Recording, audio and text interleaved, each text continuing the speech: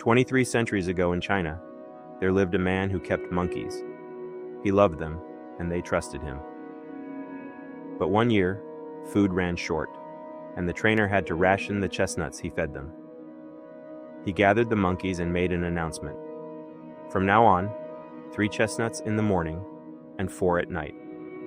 The monkeys were furious, shrieking, baring teeth, absolute rebellion.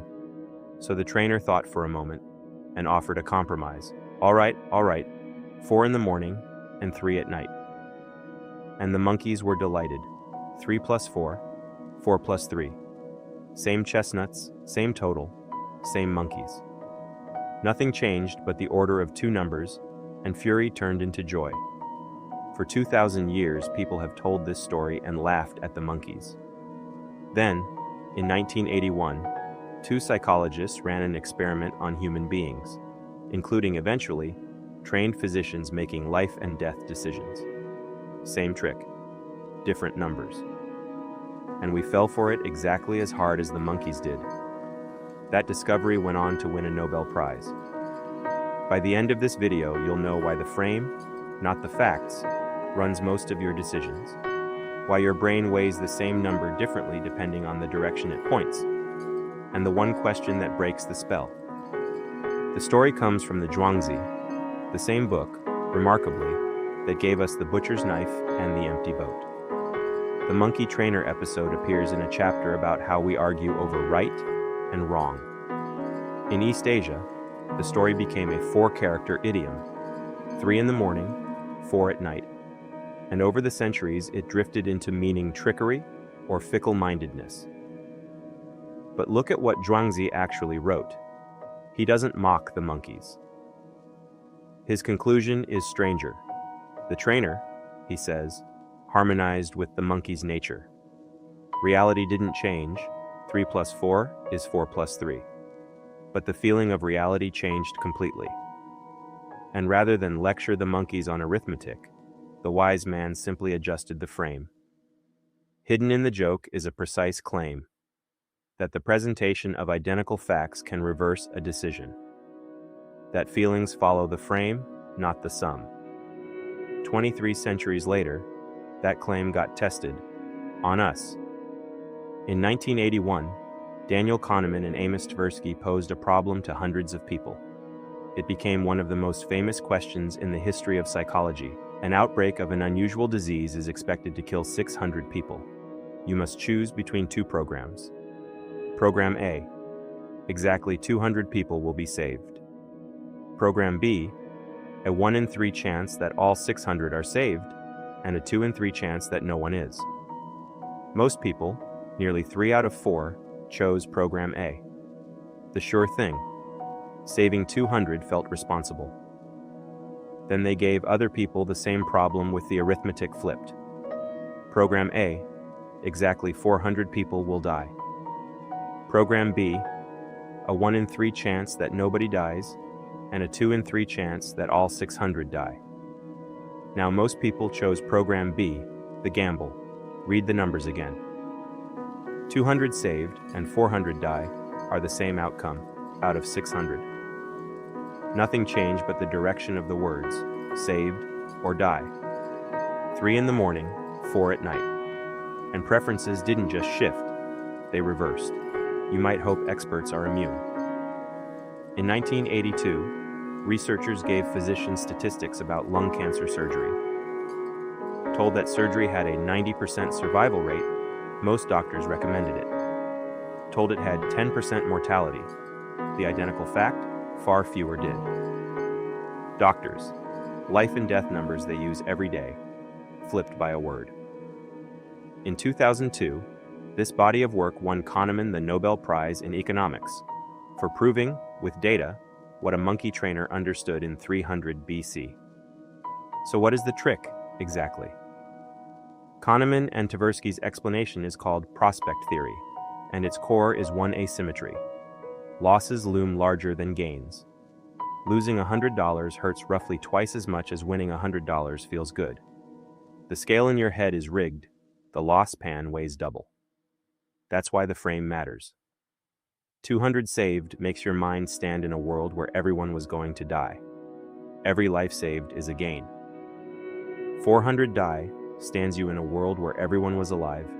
Every death is a loss. Same arithmetic, opposite reference point.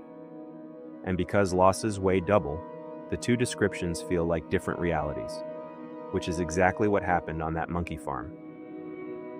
The trainer's first offer led with 3, a cut, a loss, an insult. His second led with 4, an opening gift. The monkeys weren't computing totals. They were reacting to the first number, the reference point, the direction of the change. And before we laugh, neither are we. Supermarkets sell beef labeled 75% lean, never 25% fat, same cow, and shoppers rate the lean frame beef as tasting better. Airlines charge surcharges instead of removing discounts. Your brain buys the frame first and audits the numbers never. Now return to the trainer, because the joke has a second layer most retellings miss. Notice what he didn't do. He didn't lecture the monkeys on arithmetic. He didn't force the original schedule and call them irrational. He flipped the frame at 0 cost. Same chestnuts, calmer monkeys, peaceful morning. Zhuangzi's word for this was harmonizing. The sage doesn't pretend minds are calculators and doesn't rage that they aren't. He works with the mind as it actually is. And there's the quiet lesson in the mirror. You don't get to be the trainer by mocking the monkeys. You get to be the trainer the moment you admit you are one, that your own fury and delight track frames, not facts, and then start choosing your frames on purpose. So how do you take the trainer's seat in your own head? 3 practices. First, flip every frame once. Before any decision that stirs strong feeling, a surgery, an investment, a job offer, restate it in the opposite direction. 90% survive becomes 10% don't. This startup has an 80% chance of making it, becomes 1 in 5 of these fails. Then watch yourself. If your preference survives the flip, it's about the facts. If it flips with the frame, it was never a decision. It was an echo. Second, watch the first number. The reference point is set by whatever arrives first. The opening price, the headline figure, the morning chestnuts.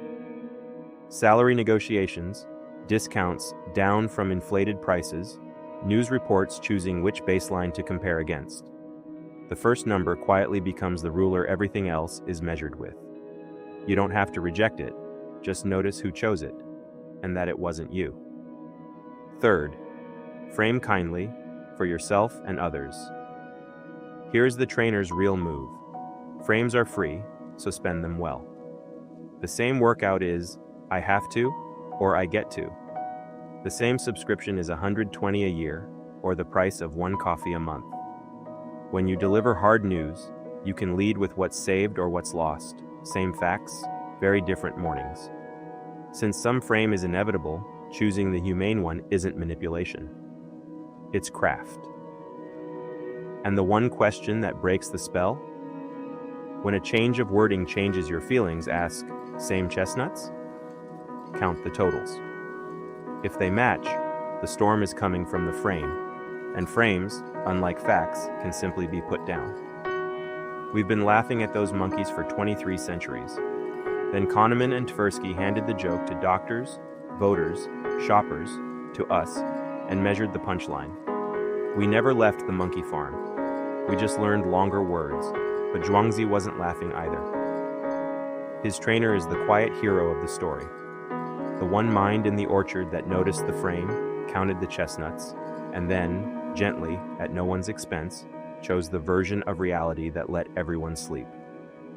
The sages said, same chestnuts. Science measured why they never feel the same. That's where the sage meets the science. Next time, in Japan, when a bowl breaks, it isn't thrown away.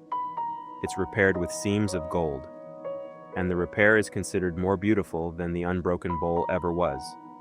What that craft understands about the things that break in us, and the psychology of what grows back stronger, is our next story. Subscribe so you don't miss it.